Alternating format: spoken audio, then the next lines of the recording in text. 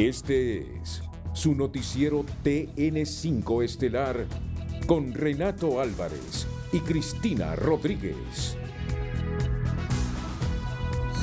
Muy buenas noches, Honduras. Bienvenidos a la emisión de este jueves 25 de mayo.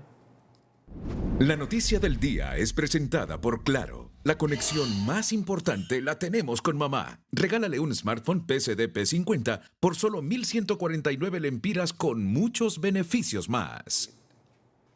Las versiones del presidente y secretario del Congreso Nacional se contradicen al afirmar el primero que el documento de adhesión a la Corporación Andina de Fomento CAF ya está en manos de la presidenta Castro, pero Carlos Zelaya niega que eso haya ocurrido. Entonces ya lo enviaron al Ejecutivo. Todos los decretos, 3 días después de haber sido votados, siempre se deben enviar. Hay un vacío en la Constitución. ¿Se acuerda usted cuando hay un vacío en este sentido? Cuando se envía al Ejecutivo, la Constitución establece un tiempo para que se pueda dar por promulgado si no se publica. Y habla de los 10 días. ¿Y qué pasa si no se publica aún con los 10 días? ¿A dónde está? ¿Qué se hace? ¿Quién publica? ¿O se da por promulgado? No, porque no está publicado en la Gaceta. En el caso concreto de la adhesión de Honduras al CAF, ¿ya fue enviado al Ejecutivo? Siempre vamos a cumplir con la Constitución y la ley. Siempre. Como hemos hecho con todos los decretos. Eso no me responde de manera concreta. Si eso ocurrió el martes de la semana pasada, han pasado más de 3 días. Entonces, si ocurrió el martes de la semana pasada y la Constitución establece que 3 días después de haber sido votado un decreto, y lo hemos hecho con todos los decretos, ¿ya lo hicieron? Eso se tiene, por supuesto que se tiene que hacer. No, no lo ha dicho. Ajá. Él no ha dicho que se ha mandado sanción. Okay. No es cierto eso. ¿No se ha enviado al Ejecutivo? No, no se ha mandado. Y no se va a mandar hasta que tengamos acuerdos para ratificar el acto. Zelaya también admite que se debió cerrar la sesión ese día y abrir una nueva sesión para ratificar el acta, y eso hubiera bastado para no estar en la situación de controversia que prima hoy en el Congreso. La diputada Maribel Espinosa dijo este jueves que el Partido Salvador de Honduras tiene listo el borrador de la acusación penal contra el diputado Luis Redondo por el delito de violación a los deberes de los funcionarios al omitir el procedimiento parlamentario de aprobar el acta y enviar el convenio de la Corporación Andina de Fomento al Ejecutivo para su sanción.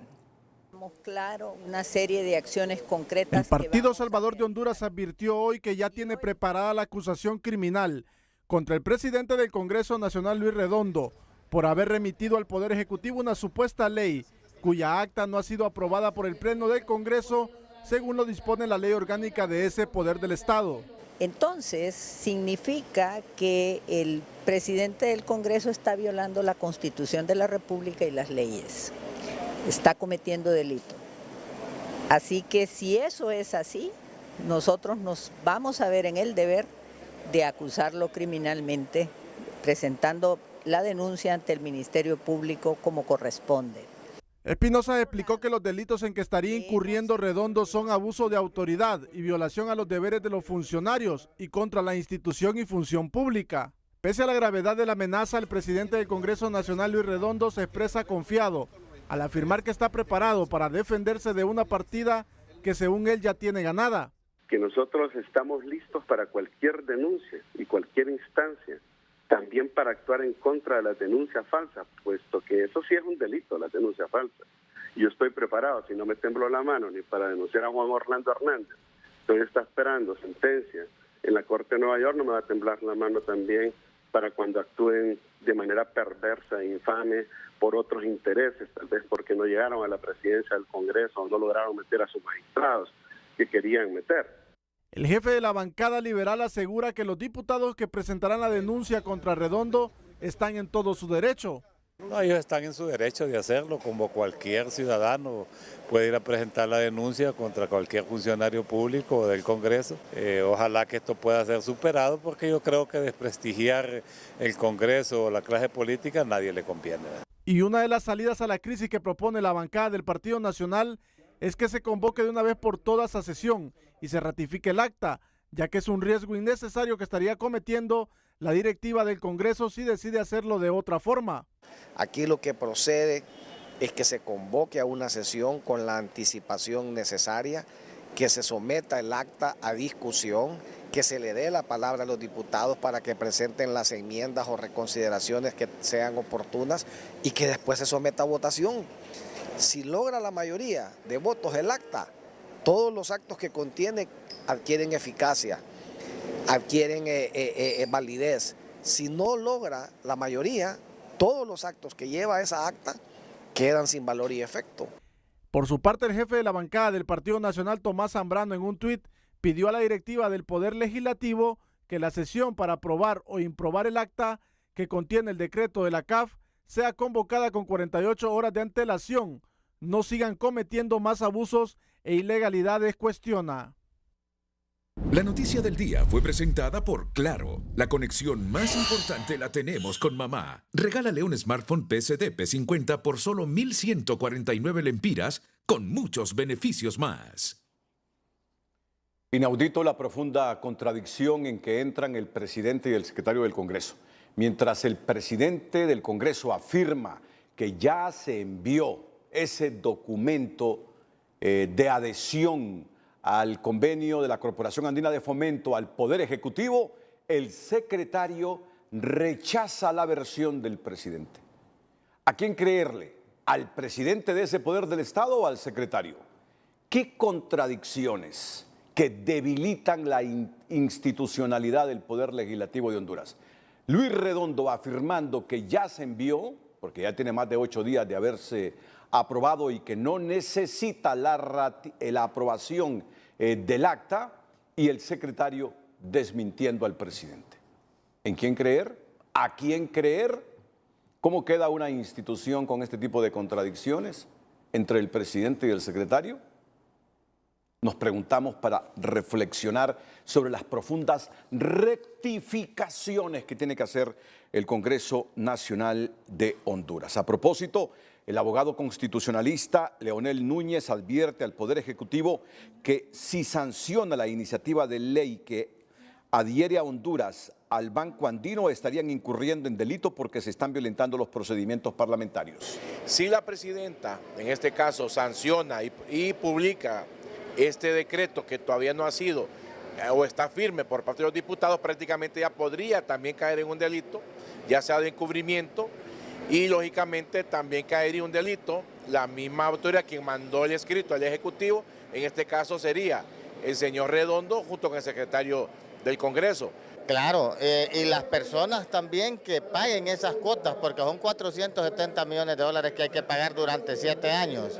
Entonces, nosotros no estamos en contra del CAF, es un banco serio y responsable, por eso yo no creo que ellos, al escuchar lo que la oposición ha estado manifestando, que vayan a adherir a Honduras al CAF. Lara aseguró en el caso que se adhiera a Honduras al Banco Andino y se requiera de algún financiamiento, al llegar esa solicitud de préstamo al Poder Legislativo no se aprobaría porque es ilegal. El liberal Gianni Rosenthal también advierte que se incurrirá en un grave problema de índole legal si la presidenta Xiomara Castro sanciona la adhesión de Honduras al Banco de Desarrollo de América Latina sin la debida aprobación del acta correspondiente.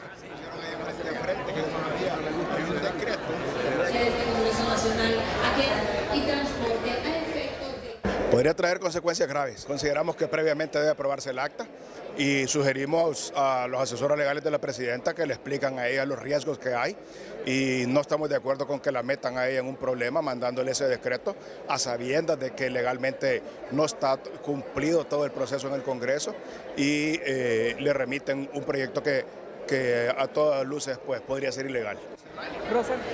La interpretación a la Constitución difundida por la Junta Directiva del Legislativo carece de validez debido a la violación que se comete a la práctica parlamentaria. El diputado Mario Pérez se sumó a las voces que advierten que si la gobernante sanciona la adhesión de Honduras a la CAF sin la aprobación del acta, podría enfrentar responsabilidad civil, administrativa y penal. Darlo a su publicación sería... ¿Cometería algún delito la presidenta del Ejecutivo del país? Sí. Nuestro código contempla la figura de la complicidad necesaria y no puede alegar ignorancia de la ley. Debe sujetarse al principio de legalidad establecido en el artículo 321 de la Constitución de la República. Ojalá que no lo haga la presidenta. y yo creería que no lo va a hacer.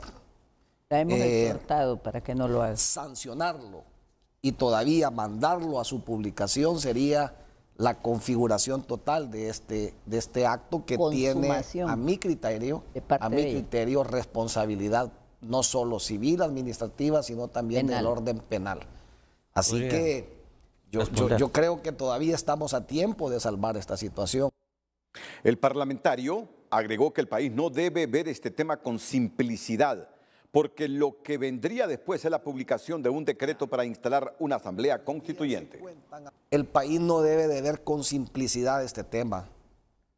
Hoy estamos hablando de la adhesión a la CAF, pero ante las puertas de qué estamos. Mañana va a ser la publicación de un decreto en donde se monta en Honduras una asamblea constituyente. Mañana va a ser la publicación de un decreto de la elección de un fiscal sin cumplir con los requisitos legales. O sea, violar el procedimiento legislativo de formulación y de promulgación de la ley es gravísimo. Según el diputado de Libre, Eliud Girón, la directiva del Congreso Nacional solo tiene un camino para ratificar la iniciativa de ley del convenio de adhesión a la CAF, y es respetar la Constitución y la ley orgánica de ese poder del Estado con la aprobación del acta. Lo ha dicho el propio presidente del Congreso Nacional, que el acta debe ser aprobada. Entonces lo que nos resta es conseguir los votos para aprobar esa acta.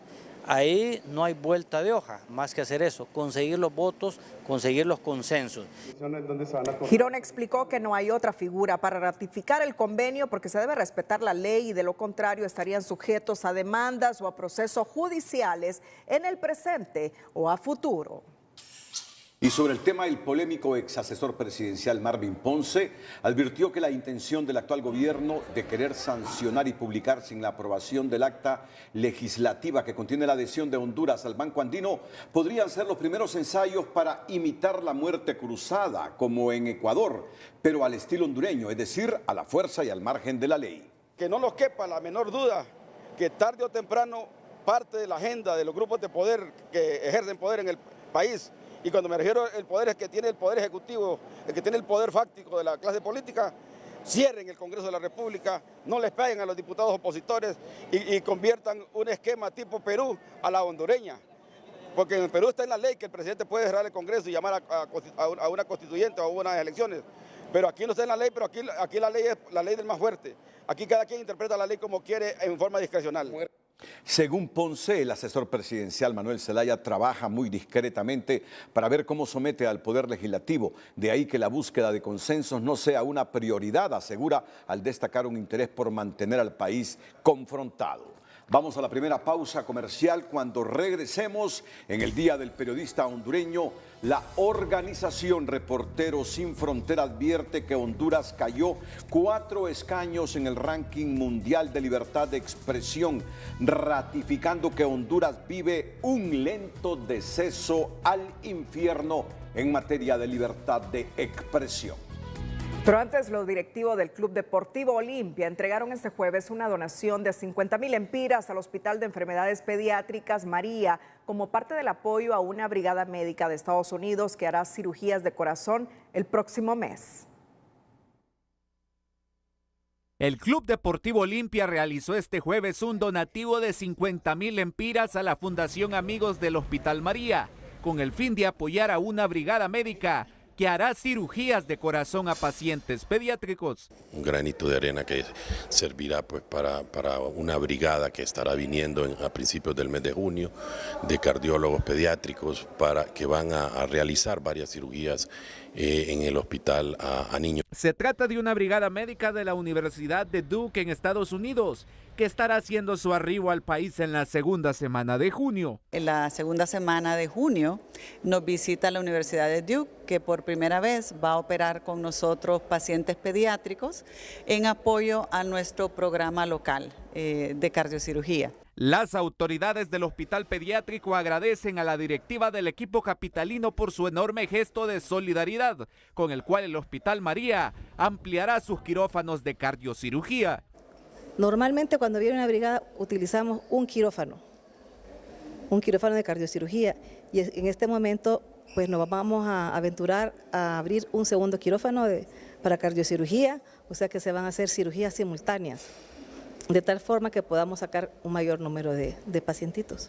Esto va a permitir que el Hospital María pueda ampliar sus quirófanos, sus salas, su personal, para que sirvan de contraparte, de apoyo a esa misión de la Universidad de Duke que viene a nuestro país. Nuevamente el Club Deportivo Olimpia demuestra su compromiso con quienes más lo necesitan.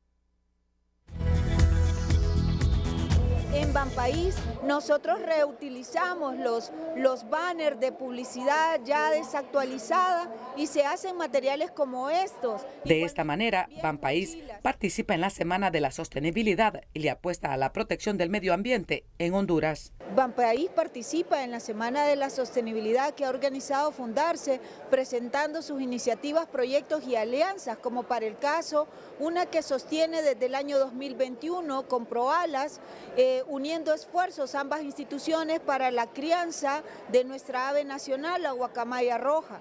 Con el objetivo de reutilizar el agua en los hogares hondureños, Banpaís también cuenta con el programa de captación de aguas lluvias. Igualmente tenemos otros proyectos, como uno de captación de aguas lluvias en 3 de nuestros puntos de servicio. De esta manera reutilizamos el agua. Y este año también, en el último año, en Banpaís se logró una reducción del consumo de papel en un 22.8%. En otros proyectos que desarrolla Banpaís, hace uso de sus alianzas con organizaciones como Napoleón J. Larache, con quien ha beneficiado a más de 25.000 niños y jóvenes de todo el país. Banpaís también, a través de su brazo social, la Fundación Napoleón J. Larache, ha establecido otras alianzas como con FUNADE, Génesis, Glasswing y USAID para respaldar programas como Edúcate, Escuela Siglo XXI y también de Lectores a Líderes. A través de estos programas se han beneficiado más de 25.000 niños y jóvenes. En Banpaís están conscientes de la importancia que tiene la educación financiera y por ello incluye dentro de su responsabilidad social el programa Dinero Inteligente.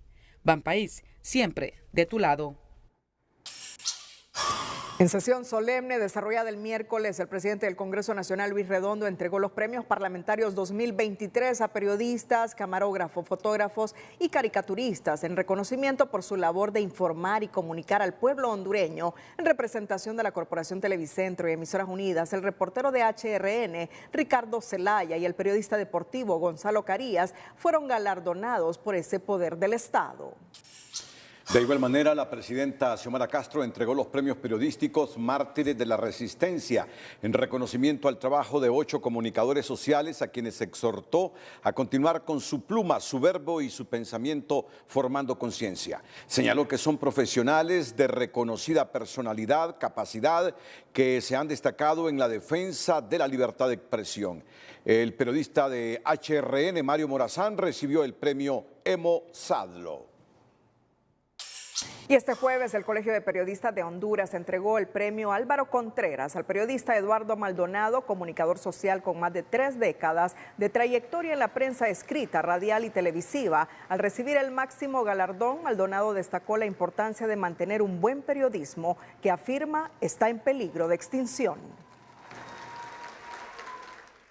La libertad de expresión sí es absoluta, claro que sí es absoluta y debe ser ejercida plenamente por todos los ciudadanos. Pero también estoy consciente que ejercer este derecho implica deberes y responsabilidades para los ciudadanos. Soy un abanderado de la libertad de expresión y nunca, jamás estaremos de acuerdo con quienes han pretendido limitarla a conveniencia, de forma antojadiza por intereses políticos o económicos. Sin libertad de pensamiento no hay libertad de expresión. Sin libertad de expresión no hay democracia. Sin libertad de prensa no hay paz social. Sin acceso a la información no hay transparencia. La ceremonia de premiación tuvo el acompañamiento de la presidenta en el Ejecutivo, Xiomara Castro, la presidenta de la Corte Suprema de Justicia, Rebeca Raquel Obando, a quienes el presidente del Colegio de Periodistas, Osman Reyes, solicitó respetar la libertad de prensa y crear un funcional mecanismo de protección para periodistas. Hoy respetuosamente, Presidenta, le invitamos a que renueve este compromiso con el pueblo hondureño, que le demos la certeza y la seguridad a nuestro pueblo de que vamos a tener siempre estas garantías para podernos expresarnos libremente. Y pedimos que este compromiso sea extensivo a los miembros de su gabinete, a los secretarios de Estado y todos aquellos que están encargados de la administración de nuestro país, a que se respete el trabajo de los periodistas y las periodistas de Honduras. También se hizo presente a la ceremonia el designado presidencial Salvador Nasralla y su esposa, la diputada Iroshka Elvir, representantes del cuerpo diplomático, el sector privado, diputados, entre otros. Desde 1983, el premio Álvaro Contreras es entregado para honrar a los más destacados profesionales en el ejercicio de la comunicación social en Honduras.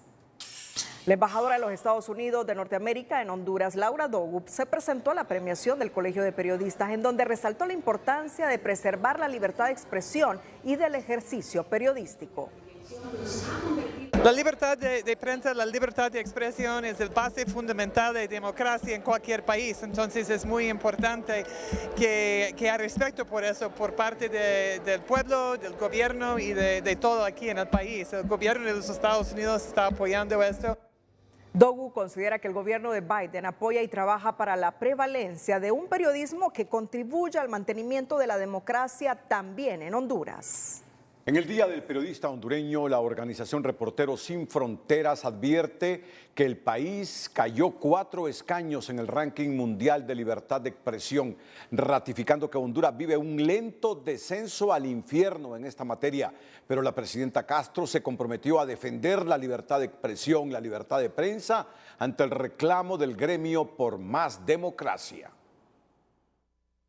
La prensa hondureña vive un lento descenso al infierno desde hace más de una década, advierte la organización internacional Reporteros Sin Fronteras en su informe de clasificación mundial de libertad de prensa 2023. Los periodistas hondureños estamos experimentando un descenso lento hacia los infiernos, en el sentido de que mientras no hayan condiciones, mientras no se fortalezca el mecanismo de protección, mientras no se limiten o se eliminen las leyes que limitan la libertad de expresión, vamos a seguir ejerciendo el periodismo en una situación y en un ambiente de riesgo. Ese recorrido al infierno de la prensa hondureña, que advierte Reporteros Sin Fronteras, debe encender las alarmas, considerando que Honduras se ubica como el segundo país peor evaluado del continente americano, solamente superado por Cuba, reflexiona este designado presidencial. Es simplemente la consecuencia de lo que se miró que pasó en Venezuela y en Cuba.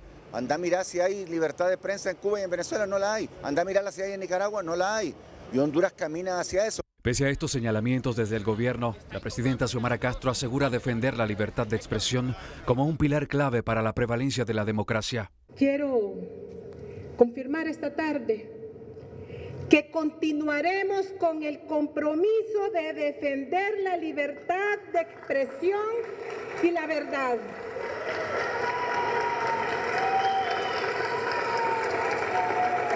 Como uno de los principales valores de la democracia.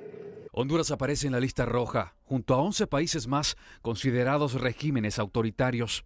El informe señala que el descenso de Honduras en esta materia se debe en gran parte a la inestabilidad política y social de los últimos años, incluyendo los abusos e intimidaciones para periodistas desde el poder. El poco acceso que tenemos a la libertad de expresión cuando desde los funcionarios mismos hay acoso psicológico, acoso social y acoso físico a los periodistas cuando no estamos en esa ruta, en esa misma línea.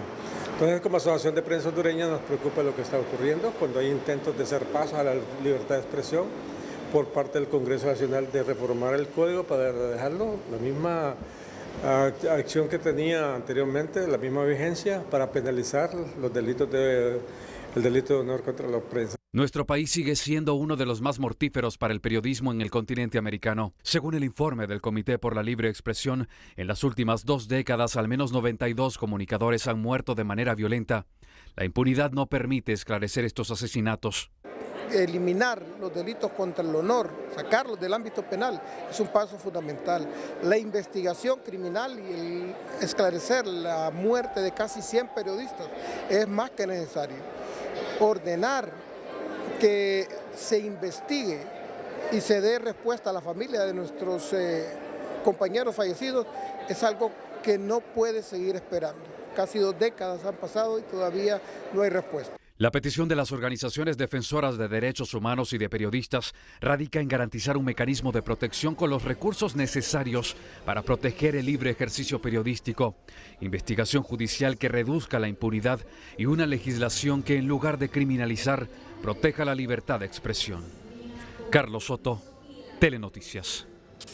En ese evento, con motivo del Día del Periodista, la presidenta Xiomara Castro descalificó el informe del Consejo Nacional Anticorrupción, CNA, al asegurar que la acusación de nepotismo y concentración de poder responde a pretenciosos ataques con infamia y manipulación para denigrar a los funcionarios del Estado y sus familiares. Reprochó que el CNA guardó silencio durante el gobierno de Juan Orlando Hernández, mientras los ahora exfuncionarios llenaban sus bolsillos con lesivos contratos de corrupción pública. Llenar de parásitos mientras la dictadura llenaba sus bolsillos con contratos lesivos de corrupción público-privada y aprobados por ese régimen, el CNA guardó un silencio cómplice. Y hoy, mezquinamente, trata de confundir el trigo con la cizaña. Castro afirmó que no existe concentración del poder, ya que se les ha impedido hasta aprobar el acta legislativa de la adhesión de Honduras a la Corporación Andina de Fomento. Yo les pregunto, ¿cuál concentración de poder?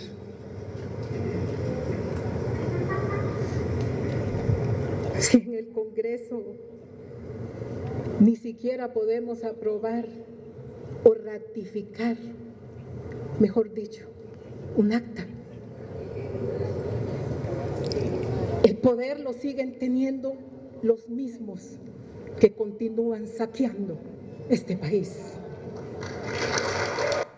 Castro reprochó al CNA que no intervino en la defensa de los ahora funcionarios mientras eran oposición y se enfrentaban al exilio y la resistencia en las calles. Defendió que los funcionarios del actual gobierno, el Congreso Nacional y el Poder Judicial son personas que colaboran con el proyecto de refundación nacional. Luego de la diversidad de reacciones generadas tras la difusión del informe Concentración del Poder, que evidencia los nexos familiares existentes en el actual gobierno, la directora ejecutiva del Consejo Nacional Anticorrupción tuiteó: los 3 poderes del Estado se han movilizado para atacar al CNA. Solo bastaba desmentir nuestras investigaciones. No podrán, aseguró Gabriela Castellanos. Luego, en un segundo tuit expresó: podrán cuestionar las palabras, pero nunca las verdades. Para el ex designado presidencial Ricardo Álvarez, el acompañamiento de la familia presidencial en el gobierno no debe juzgarse en tanto sea legal. Considera que el respaldo del pueblo hondureño a la pareja presidencial Xiomara Castro y Manuel Zelaya Rosales es el reflejo en las urnas del pasado 2021. Yo siempre tengo una pregunta: ¿es legal o no es legal? Si es legal, no puedo criticar absolutamente nada, por una sencilla razón. En noviembre del 2021 el pueblo eligió a doña Xiomara con 1.900.000 votos para que ella gobernara. Y uno gobierna, ojo, no es la presidenta la que gobierna, siempre son las parejas presidenciales. Mire para atrás, don Juan Orlando con doña Ana, don Pepe con doña Rosa, don Mel con doña Xiomara. A diferencia que ninguno había sido presidente. Esa es la única diferencia. Entonces, yo no voy a criticar si es legal, porque el pueblo la eligió a ella. Álvarez recordó que ha sido una tradición de los gobiernos el acompañamiento de la pareja presidencial en el Ejecutivo, por lo que no critica la conformación del gobierno como lo hace el CNA. El presidente del Consejo Hondureño de la empresa privada, Mateo Gibrín, se refirió al informe publicado por el Consejo Nacional Anticorrupción, en el que detalla el nepotismo que se registra en las instituciones públicas, afirmando que no es ético, pero que los diferentes gobiernos de turno tienen acostumbrados a los hondureños a este tipo de prácticas. Si yo, que soy pasajero en el COEP como presidente, lo lleno de familiares míos acá, me parece que eso no es ético. Pero bueno, los políticos nos tienen acostumbrados a eso en Honduras. No solo este gobierno, hay que decirlo, ¿verdad? Nos han tenido acostumbrados a eso todos los gobiernos en Honduras. El empresario también manifestó que es importante que en Honduras se cumpla la ley, como se requiere para la ratificación del acta de adhesión a la Corporación Andina de Fomento en el Congreso Nacional. Además, reiteró que es grave la crisis energética que está afectando a las empresas y a la población en general con cortes prolongados del fluido eléctrico. En la legislación hondureña, el Código de Ética del Servidor Público contempla en uno de sus artículos el tema relacionado con el nepotismo, pero desarrollado tibiamente. Tras el informe del CNA denominado Concentración del Poder, que evidencia el patrón del último gobierno y el actual con el familión, los expertos consideran que estos hechos deben ser subsanados para evitar conflictos de interés en el desempeño ético del trabajo de los funcionarios. La legislación hondureña es supremamente permisiva con el nepotismo en el gobierno y solo el artículo 13 del Código de Ética del Servidor Público pone un tibio y hasta confuso cerco al funcionario. El servidor público tiene prohibido designar parientes dentro del 4º grado de consanguinidad y 2º de afinidad para que presten servicio en las instituciones directamente a su cargo, sea de manera remunerada o ad honorem. Pero los altos funcionarios de la refundación no contratan a sus parientes en sus instituciones, pero sí los dispersan por todo el gobierno y el mundo en el servicio exterior. Pero son como 17 familias que están atrincheradas en el Poder Ejecutivo que no le han permitido ni a los miembros de la base del Partido Libre llegar a tener un puesto público. Y por eso los colectivos andan revueltos ahí presionando ministros y generando crisis porque lo que quieren son chambas. En Casa Presidencial, la presidenta Xiomara Castro tiene en el gobierno a su esposo Manuel Zelaya Rosales, a sus 2 hijos, Héctor Manuel y José Manuel, quienes supuestamente trabajan ad honorem por la refundación de Honduras. Nadie trabaja ad honorem. Si no gana sueldo, gana coimas. Si no gana sueldo, gana coimas, porque el Poder Ejecutivo es rico en proyectos. El sistema de contrata pública que tiene el Estado, aunque no tenga sueldo, pero con un negocio se gana 10 millones. Pero el nepotismo también tiene otras facetas mucho más cercanas al delito y que se configuran cuando se pone en puestos claves a parientes que fácilmente pueden esconder o lavarle las manos sucias al funcionario. Vemos que están en puestos administrativos o en cargos de dirección, donde toman decisiones, donde pueden dar dictámenes legales, también administrativos o financieros. Se puede colidir, ¿no? Se puede demostrar que hay una cadena de colusión. El Consejo Nacional Anticorrupción denuncia esas maniobras de colocar familiares en puestos claves de la administración pública, como sucedió, dice el designado Salvador Narrala, con la línea de Casa Presidencial para poner en la titularidad de la Corte Suprema a un cercano por afinidad.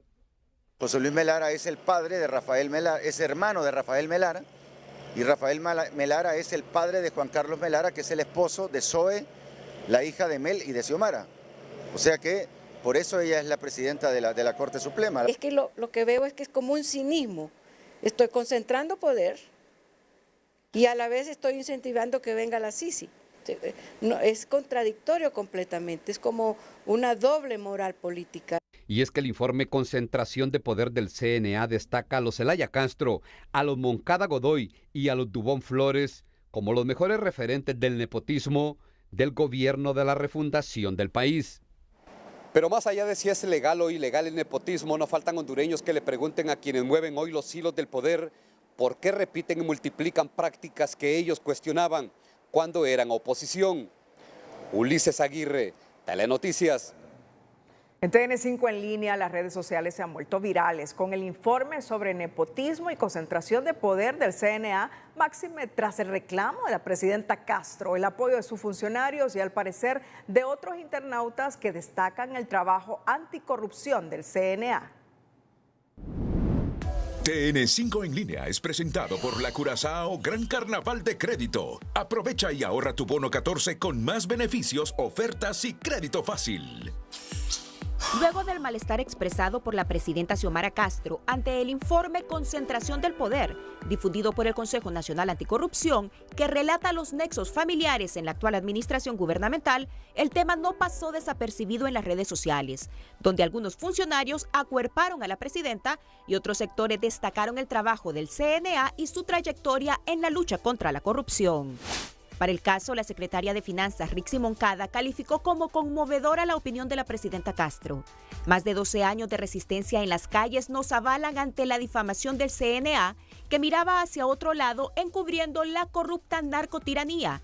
El cinismo y la perversidad del CNA es inaceptable, publicó.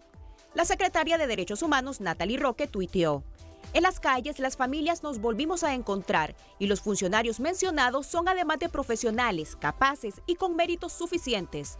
Nuestros compas de lucha. Ser familia no es delito per se, no se equiparen, pidió la funcionaria. Y el titular de la Serna, Luqui Medina, señaló que no es delito ser familia. Los castigos son para la corrupción, mal uso de fondos públicos y montar narcodictadura. El CNA estuvo en silencio 10 años. Pero otros como Dagoberto Rodríguez se solidarizaron con el CNA y Gabriela Castellanos. Adelante, sin claudicar en la lucha contra la corrupción, animó el periodista. Y Robert Marín tuiteó: desde hace años sigo de cerca la labor del CNA en la lucha contra la corrupción. He visto cómo los cínicos corruptos reaccionan cuando se les expone. Esta vez no es la excepción. Mi respeto y respaldo a Gabriela Castellanos, dijo el internauta. Mientras que desde la Fundación 15 de septiembre reprocharon que desde los tres poderes del Estado articulen esfuerzos para desacreditar la labor del CNA. Queda claro que el gobierno de la señora Xiomara Castro es intolerable a la crítica y denuncia fundamentada, destacó la instancia defensora de migrantes hondureños.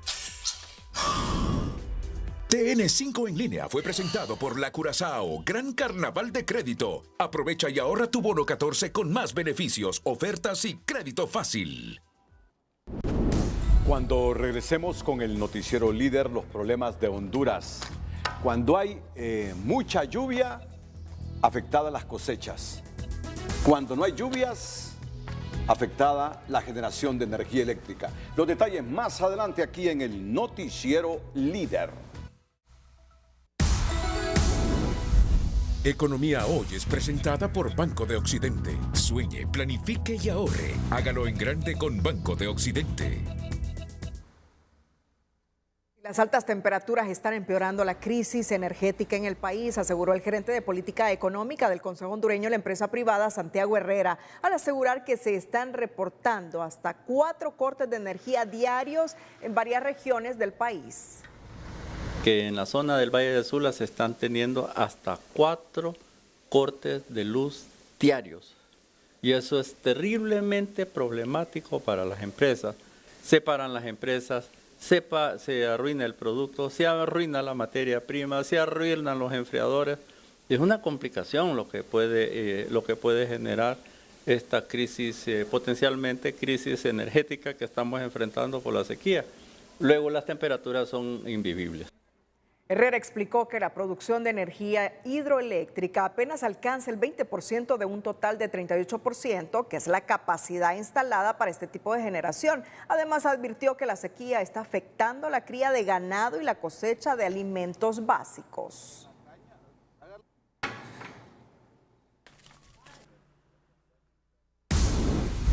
Economía Hoy fue presentada por Banco de Occidente.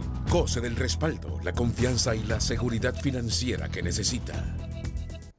Los pronósticos de una prolongada sequía a causa del fenómeno del Niño tiene preocupados a las autoridades en vista que los agricultores están temerosos de tomar créditos por las probabilidades de perder sus cosechas, afirman en Banades al indicar que de 2.400 millones de lempiras disponibles en crédito, apenas se han otorgado 300 millones. Los pronósticos de sequía tienen temerosos a los agricultores, tanto para sembrar como para solicitar créditos. De acuerdo con las cifras del Banco Nacional de Desarrollo Agrícola, en lo que va del año han otorgado solo 300 millones de lempiras de los 2.400 que tienen disponibles. Hemos colocado 300 millones para estos sectores, pero sabemos de que la demanda es más. El año pasado logramos colocar alrededor de 500 millones, especialmente para granos básicos.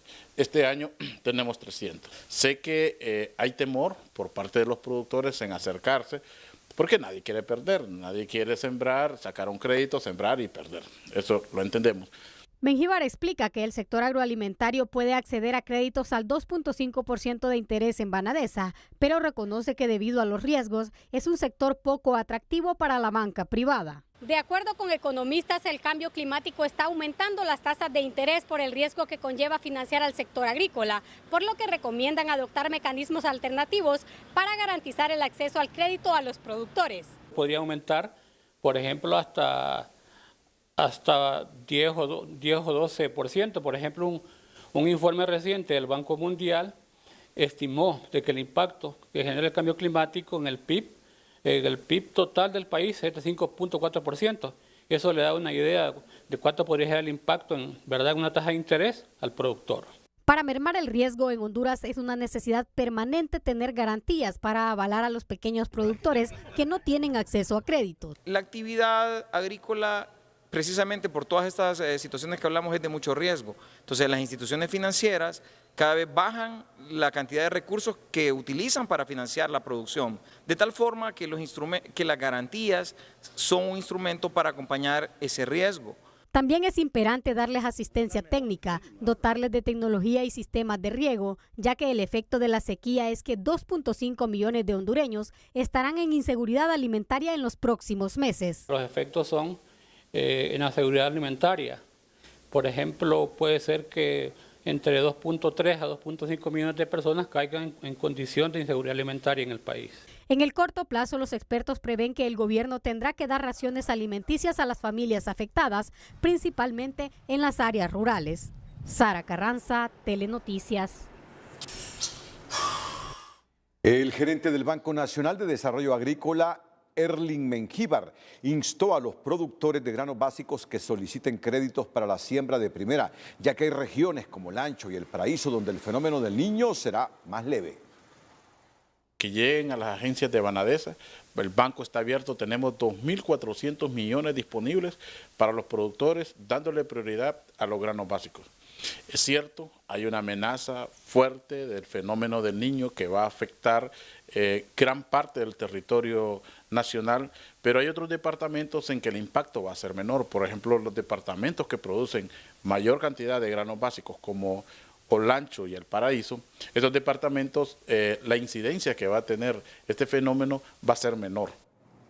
El funcionario explicó que los productores deben presentar su tarjeta de identidad, el RTN, una fotografía y tener 1 o 2 avales para acceder a créditos de entre 150 y 250 mil empiras, mientras que para los préstamos de 400 mil empiras o más deben acreditar una garantía, ya sea un terreno, un vehículo u otro bien que pueda avalar el financiamiento.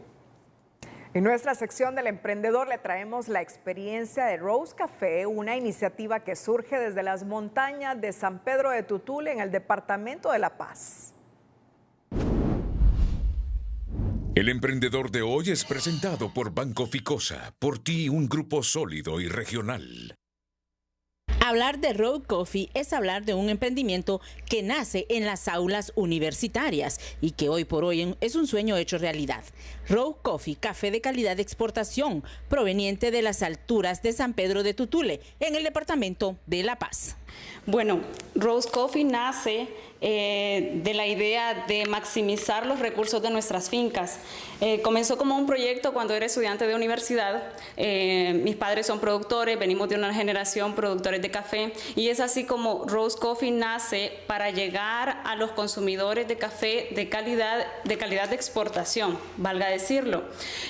Rose Coffee tiene sus 2 líneas de café, café estándar y café specialty. contamos con certificados de comercialización en nuestras fincas y tenemos la garantía de decir que Rose Coffee es un café de calidad de exportación. ¿Qué decirle a la mujer hondureña? Porque vemos que es una mujer emprendedora, ya tiene como más de 6 años, me decía, el café. ¿Qué decirle a todas las mujeres que nos están viendo a través de TN5? Que sí podemos y que debemos de soñar, de seguir trabajando, porque no es de un día para otro, son años tras años en el que ha llevado mejorar la imagen, la calidad del café. Recuerde, Rose Coffee lo encuentra en San Pedro de Tutule, Marcala, en Flores, Villa de San Antonio y en toda la zona central. Desde San Pedro de Tutule, en el departamento de La Paz, para TN5 Estelar, les informó Sandra Pérez.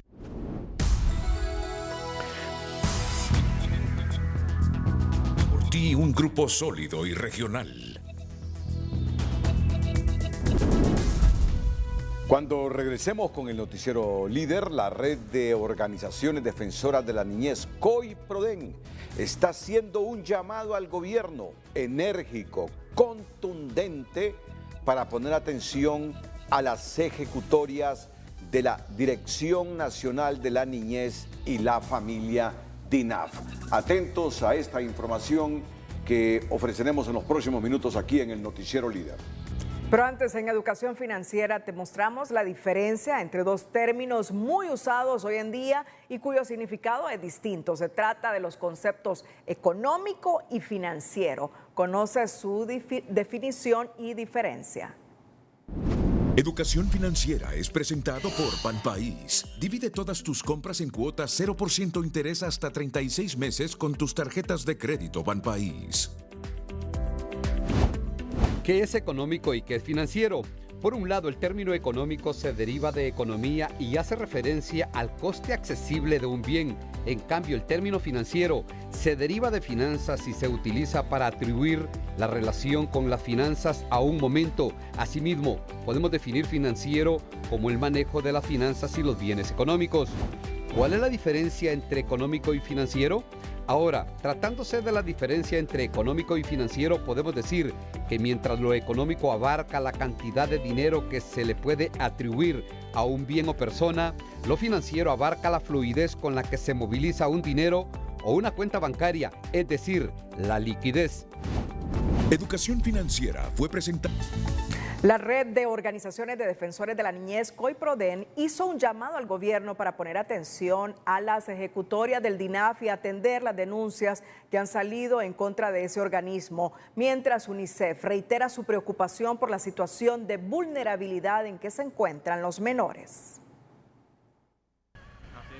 La vulnerabilidad e indefensión de la niñez hondureña es una realidad creciente que preocupa cada vez más a los defensores y activistas, al grado que en la red COI-PRODEN lamentan la falta de liderazgo de la DINAF y exigen al Ministerio Público que investigue una serie de denuncias relacionadas con la institución y quienes la rectoran. Nos preocupan las denuncias que ha habido en este momento en diferentes medios de comunicación de algunas irregularidades que se pueden suscitar a lo interno de la institución y también de vulneración de derechos. Nuestro llamado, por supuesto, en este momento es al Ministerio Público para que pueda actuar de oficio, investigue la situación de la Dirección de Niñez, Adolescencia y Familia y se pueda deducir responsabilidades penales o administrativas en caso de que lo existan. Mientras se cuestiona el rol que está jugando la Dirección de la Niñez en la protección de los menores hondureños, según el portal de transparencia de la misma DINAF, de enero a abril del 2023 se han atendido 3.489 menores por diferentes vulneraciones, insatisfacción de necesidades básicas, abuso sexual, maltrato por transgresión.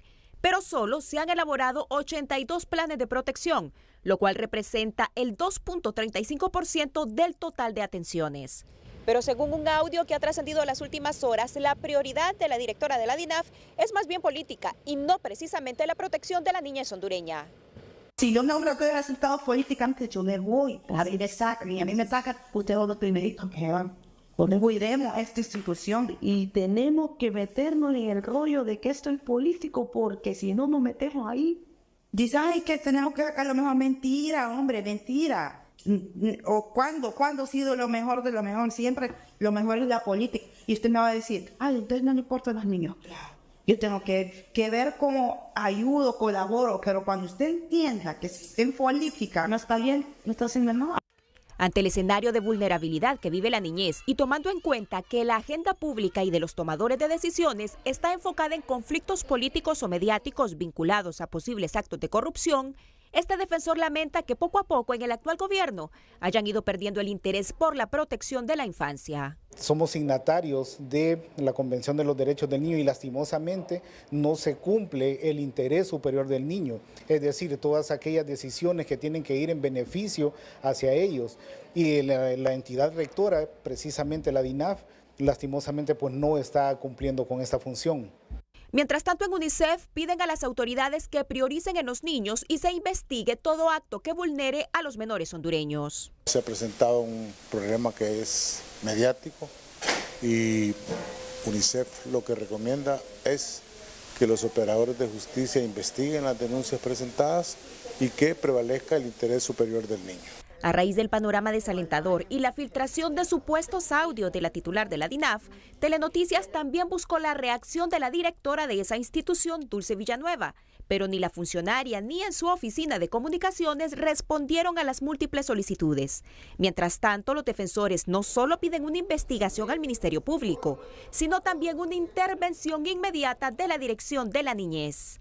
Gabriela Lobo, Telenoticias.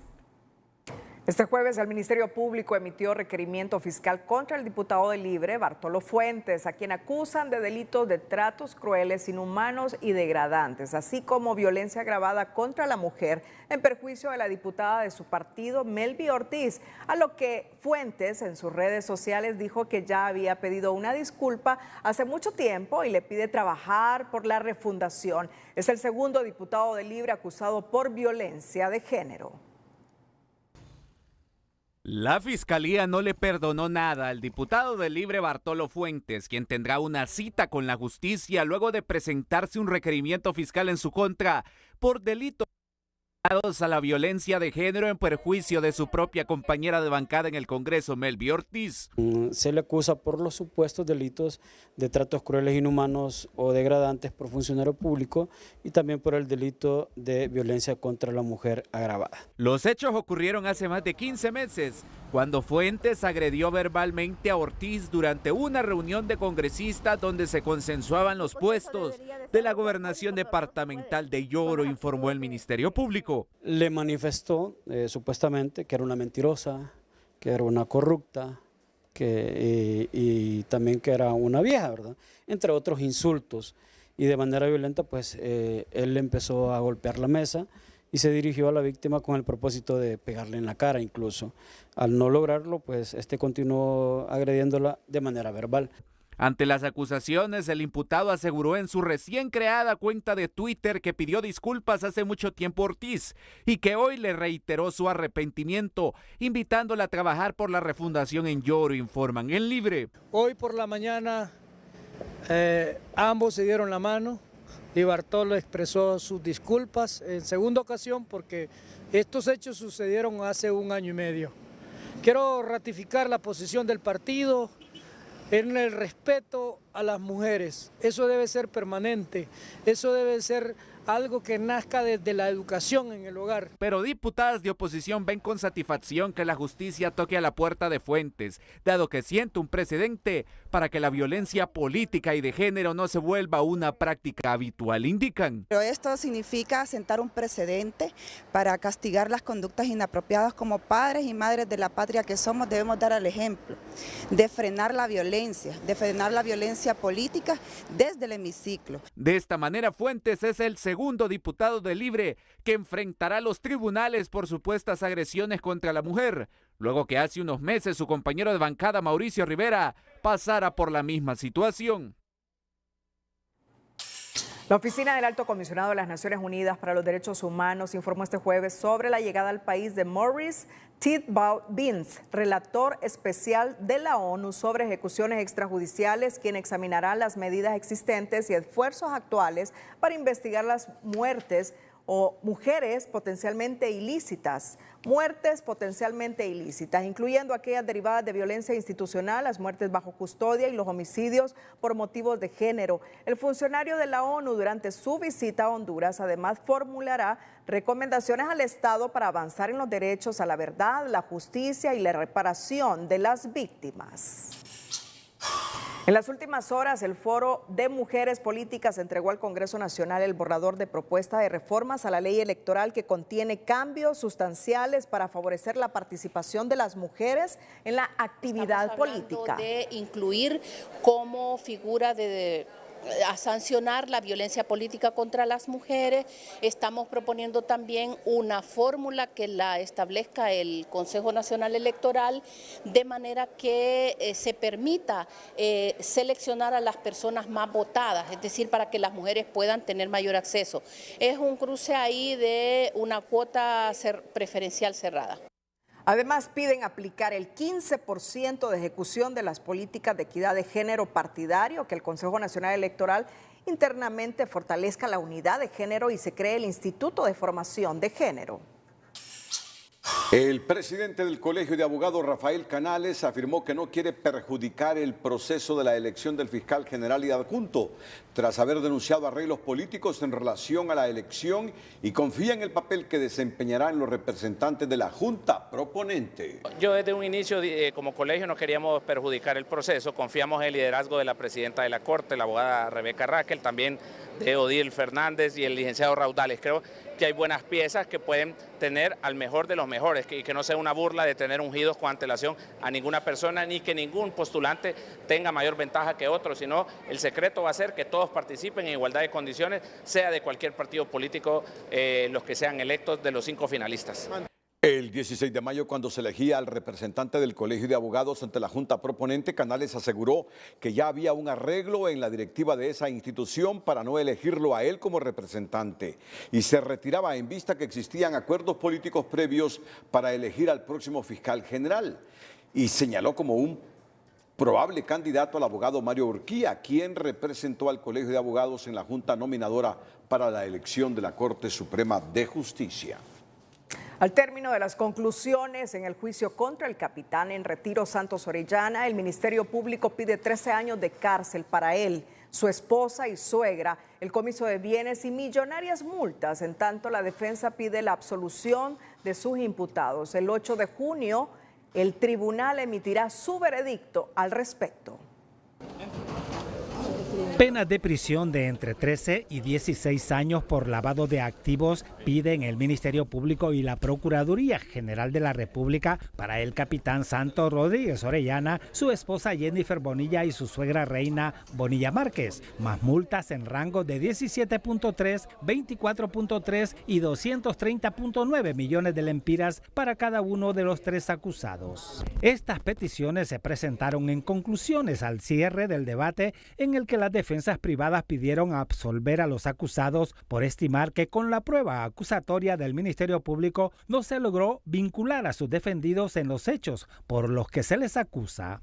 El Ministerio Público y la Procuraduría General de la República concluyen que no hay rastro o justificación de la procedencia de unos 145 millones de lempiras que fortalecieron las sociedades mercantiles de los acusados, en razón de que el Servicio de Administración de Rentas no registra la correlación de tales ingresos en sus cuentas bancarias. Detalla el Ministerio Público un crecimiento desproporcionado en cuentas y empresas del capitán Rodríguez Orellana y su núcleo familiar desde que éste dejó el servicio activo en las Fuerzas Armadas, y relaciona este hecho con declaraciones del testigo protegido Turbo, que relató eventos de su relación con el oficial retirado y origen y destino del dinero proveniente de relaciones con personas vinculadas con el narcotráfico.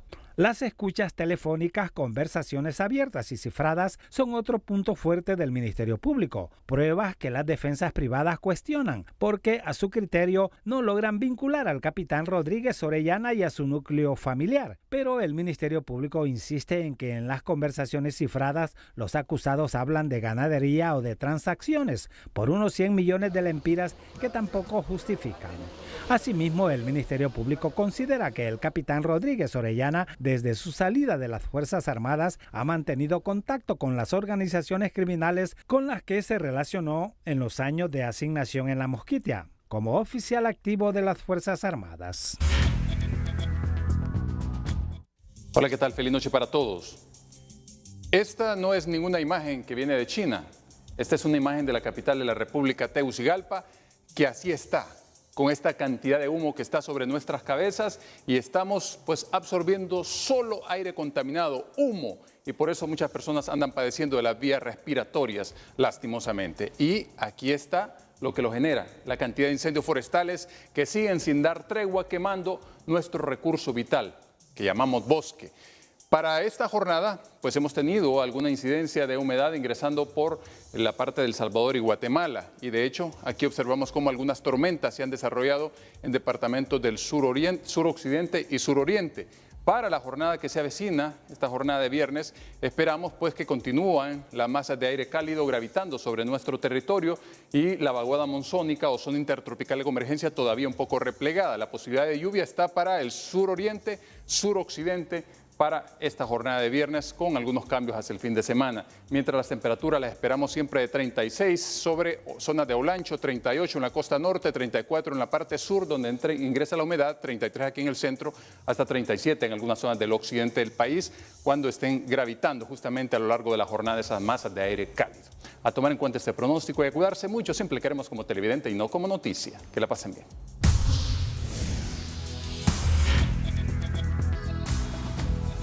Cristina y televidentes, me voy a despedir con este lindo regalo con motivo del Día del Periodista que se me envió desde el Hospital María. Gracias a todos mis compañeros que lo tomen como un regalito para todos nosotros, de un niño de 6 años, Aquiles Fonseca Rodríguez, Corea, 6 añitos, me envió estos 3 dulces desde el Hospital María. Gracias. Qué lindo, sí, gracias, qué lindo. Todos los compañeros de TN5, todos los compañeros de Televicentro, todos mis compañeros, los que están aquí en el estudio, todos, los recibimos a nombre tuyo este regalito, Aquiles Fonseca Rodríguez, Corea, de 6 añitos, desde el Hospital María, hoy Día del Periodista. Qué lindo detalle, ¿verdad, Renato? Sí. Compromiso para los niños. Gracias. Feliz noche.